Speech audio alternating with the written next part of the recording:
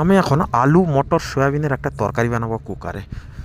প্রথমে 1 চামচ ঘি দিয়েছি, তারপর আদা কুচানো, রসুন কুচানো, পেঁয়াজ দিয়ে ভালো করে পেঁয়াজটাকে ভাজার পরে টমেটো দুটো দিয়ে দিয়েছি ছোটো ছোটো করে কেটে, নুন দিয়ে দিয়েছি। টমেটোটা ভাজা হয়ে গেছে, এরপরে হলুদ, লঙ্কা, ধনে, জিরে এগুলো দিয়ে মশলাটাকে কষে নিব। তারপরে বড় বড় কাটা ছোট আলু, দম আলুর 2 ফাঁক করে নিয়েছি, তারপরে সয়াবিন আর মটর দিয়ে দিলাম। এই সবজিগুলোকে ভালো করে একটু নাড়াচাড়া করে কষে নিব। তারপরে 1 গ্লাস জল দিয়ে কুকারে আমি একটা সিটি লাগিয়ে নিব।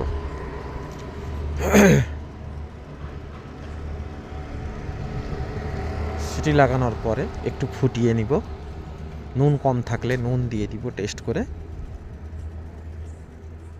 এইভাবে তরকারিটা বানালে খুব সহজেই বানানো যায়, তেল মশলা কম লাগে আর দারুণ টেস্টও হয়।